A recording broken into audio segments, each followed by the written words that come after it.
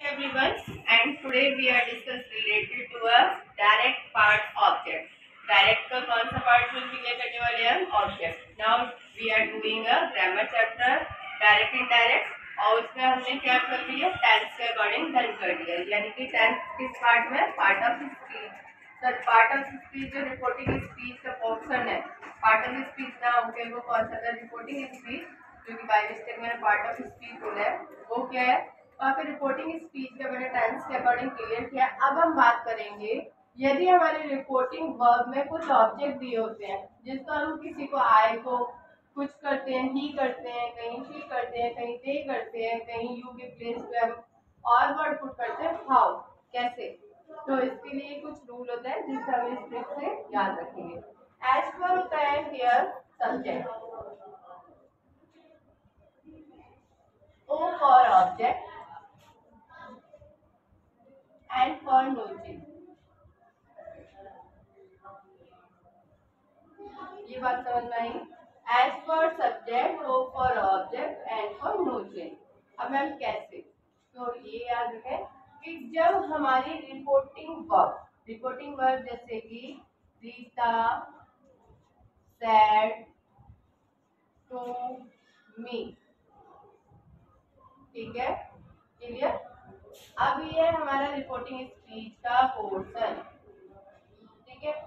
अब ये ऑब्जेक्ट और सब्जेक्ट तो फर्स्ट हम बात करते हैं सब्जेक्ट के बारे में किसके बारे में सब्जेक्ट के अकॉर्डिंग तो जैसे I wrote a letter I wrote a letter ठीक है केयरफुली। फर्स्ट जब हमारी रिपोर्टिंग स्पीच के पोर्शन में आई सब्जेक्ट दिया होता है क्या दिया होता है आई यानी सब्जेक्ट कहाँ दिया होता है रिपोर्टिंग स्पीच में क्या होता है सब्जेक्ट होता है और उसमें होना क्या होता है आई और बी क्या होता है आई और बी कहाँ पर होता है बेटा रिपोर्टिंग वर्ब में स्पीच में रिपोर्टिंग स्पीच में कहाँ होता है रिपोर्टिंग स्पीच में। ये रिपोर्टिंग स्पीच है कैसे पहचाना क्योंकि ये इन्वर्टेड कॉमा है ठीक है। यहाँ पे हमारा क्या है ये सब्जेक्ट। अब इसे चेंज कैसे करेंगे इसे चेंज करेंगे हम रिपोर्टिंग वर्ब के सब्जेक्ट से किससे करेंगे रिपोर्टिंग वर्ब के चेंज। तो रिपोर्टिंग स्पीच का जो सब्जेक्ट होता है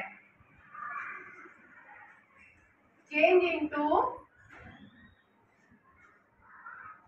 चेंज किसमें करेंगे आरबी वर्ब के सब्जेक्ट से आरबी वर्ब के सब्जेक्ट से यानी रिपोर्टिंग स्पीच के सब्जेक्ट को आरबी वर्ब के सब्जेक्ट से चेंज किया जाता है क्लियर। अब कैसे किया जाता है रीता टोल्ड मी दैट।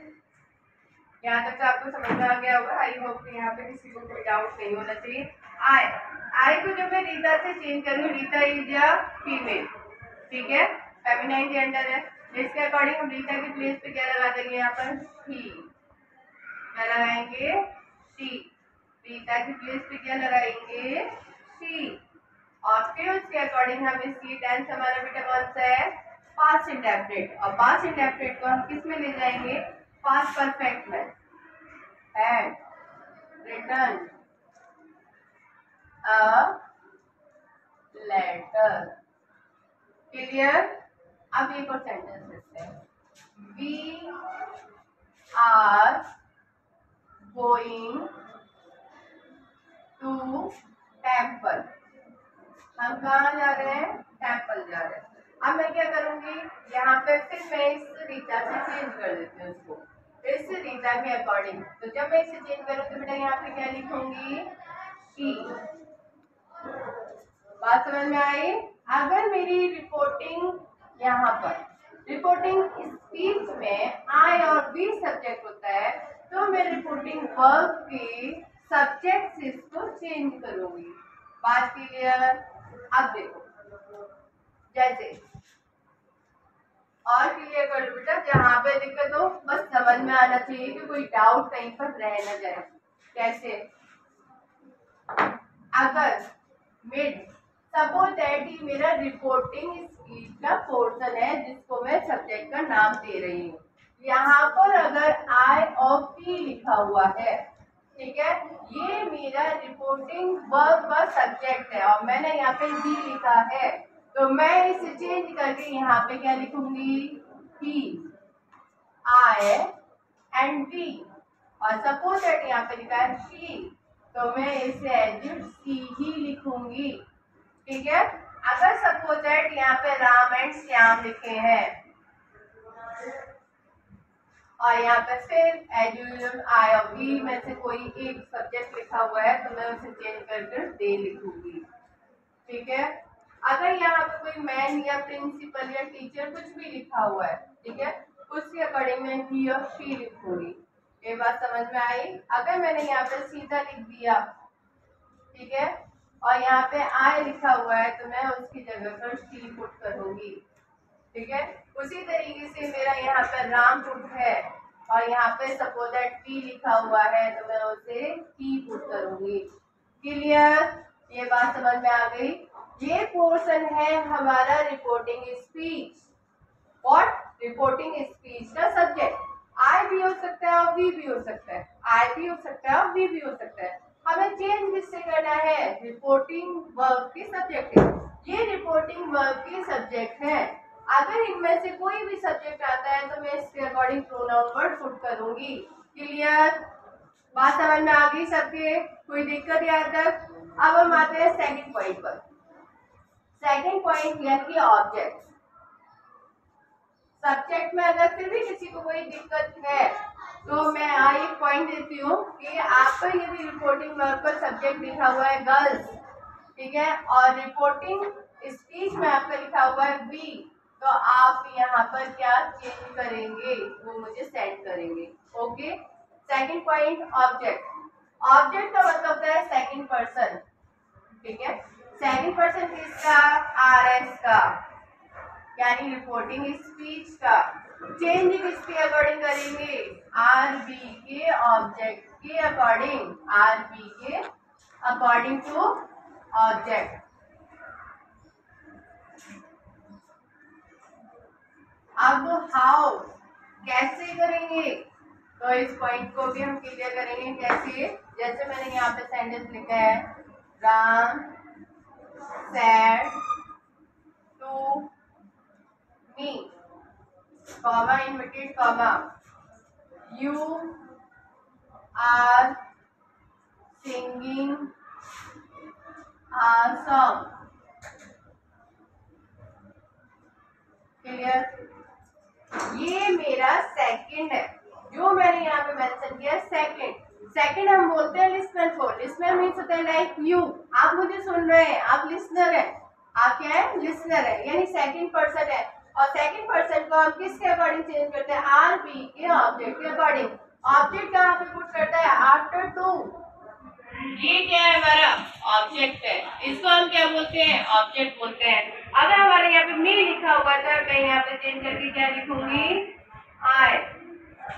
ठीक है, अगर यहाँ पे हिम लिखा हुआ है तो मैं उसे चेंज करके क्या लिखूंगी? ही। ठीक है, अगर यहाँ पे हर लिखा हुआ है, चेंज करने पे क्या हो जाएगा? ही। अगर यहाँ पे डैम लिखा हुआ है तो आप चेंज करने पे क्या लिखेंगे उसको? डी। अगर यहाँ पे अस लिखा हुआ है तो आप चेंज करके क्या लिखेंगे? बी। देखकर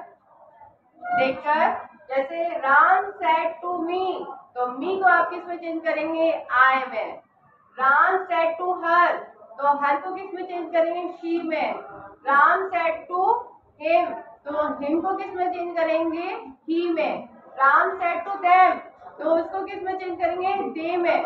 ठीक है, Ram said to Sita and Gita को आप किस में ले जाएंगे? तो आप ये मुझे बताएंगे कि चेंज करेंगे और नहीं करेंगे। ठीक है, अब इसे एक मैं आपको एग्जांपल क्लियर करके बता देती हूँ जिससे आप करने में दिक्कत ना रहे। Mean according to my aim कि आपको किसी भी तरीके का डाउट ना रहे। तो यहाँ पे सपोज दैट मैंने अस लिखा है, राम सेड टू अस। ठीक है, तो मैं इसे यहाँ पे क्या करूंगी बेटा? वी करूंगी।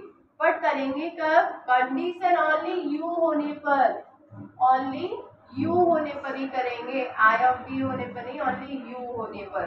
तो यहाँ पे क्या करेंगे अब, आर है, कौन सा टेंस है मेरा, प्रेजेंट कंटिन्यूअस। प्रेजेंट कंटिन्यूअस का अकॉर्डिंग टू टेंस किस में ले जाएंगे, पास्ट में। We were singing a song.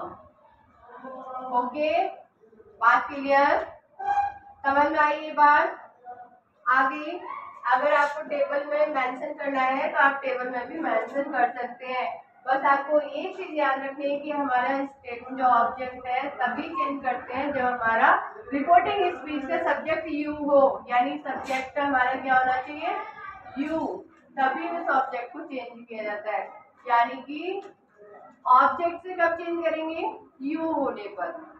Subject से कब चेंज करेंगे, आई और बी होने पर। और नो चेंज में हमारा आता है थर्ड पर्सन, और थर्ड पर्सन आने पर कोई भी चेंजिंग नहीं होती है।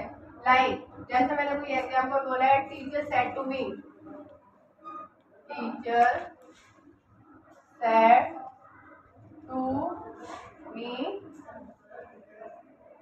दे आर गोइंग, वे जा रहे हैं। टीचर ने मुझसे कहा कि वे जा रहे हैं। दे, यहाँ पे क्या है बेटा, थर्ड पर्सन। दे को दे ही लिखेंगे, ई को ही लिखेंगे, शी को सी लिखेंगे, इट को इट लिखेंगे। जो भी थर्ड पर्सन आएगा आप उसे ऐसे ही लिखेंगे, क्योंकि थर्ड पर्सन में कोई भी चेंजिंग नहीं होती है। तो आप पढ़ क्या रहे हैं, रिपोर्टिंग स्पीच के सब्जेक्टों को क्लियर कर रहे हैं कि हम उसे किस तरीके से, S for subject, O for object, N for noted. S for subject means I और बी कब होना चाहिए, रिपोर्टिंग स्पीच में, और चेंज करेंगे हम रिपोर्टिंग वर्ब के सब्जेक्ट से। अगर हमारा ऑब्जेक्ट यानी सेकंड या हमारा रिपोर्टिंग स्पीच में यू दिखाई देता है तो चेंज किया जाता है ऑब्जेक्ट से, यानी इस ऑब्जेक्ट से। अगर यहाँ पे ऑब्जेक्ट नहीं दिया होता तो हम यहाँ पे जब अपनी तरफ से इमेजिन करके मान लेते हैं तो वहां पर फर्स्ट पर्सन को ही मानते हैं, हमेशा याद रखना, यानी हम यहाँ पर मी ही रखेंगे। नेक्स्ट, अगर हमारा third person he, she, it, किसी का नाम, राम, सीता, गीता, राम, जो भी लिखा हुआ है थर्ड पर्सन लिखा हुआ है, किसी का नेम लिखा हुआ है, फॉर, ही, शी, इट, दे, ये लिखे हुए हैं, तो उसमें कोई भी चेंज नहीं करेंगे, उस सब्जेक्ट को वैसे ही लिखेंगे। आई होप कि ये ऑब्जेक्ट सब्जेक्ट आपको क्लियर समझ में आ गए होंगे। सन मीन्स क्या होता है ये भी आपको यहाँ पर डायरेक्ट इनडायरेक्ट पार्ट के अकॉर्डिंग क्लियर हो गया होगा। फिर भी आपको कोई कंफ्यूजन कहीं भी रहता है तो आप मुझसे पूछ सकते हैं। ओके, चलो।